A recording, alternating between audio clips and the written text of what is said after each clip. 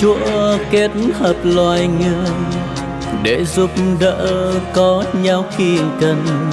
Xương Adam đã tách ra rồi, Eva hỡi đẹp tươi. Đại xương kia đã lắp thịt vào, duyên đôi ta đã kết chặt rồi.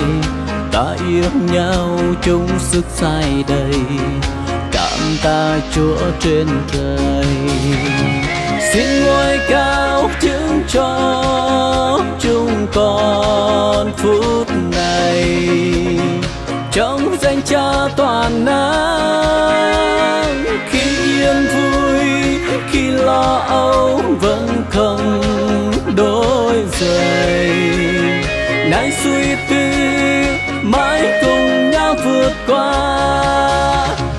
Adam ơi hãy yêu vợ hiền, Eva ơi hãy vâng lời chồng. Như Giêsu Christ Chúa là đầu, cả hội thánh là thần. Nay đôi ta đã thành một rồi, ta yêu nhau đến cuối cuộc đời, chia cho nhau cả vui lẫn buồn, đẹp lòng Chúa trên trời.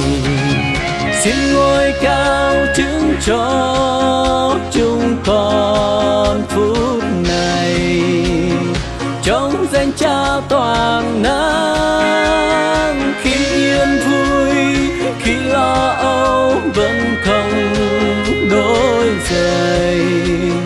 Nay suy tư mãi cùng nhau vượt qua.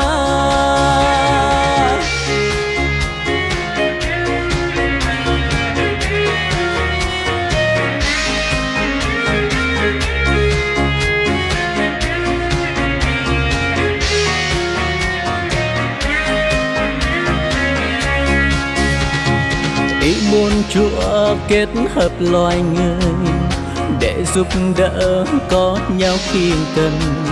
Xương Adam đã tách ra rồi, Eva hỡi đẹp tươi.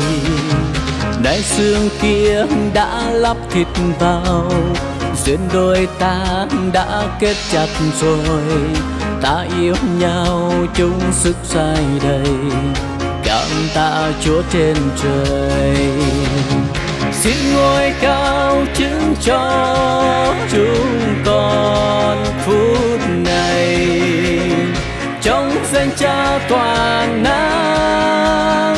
Khi yên vui, khi lo âu vẫn không đổi rời.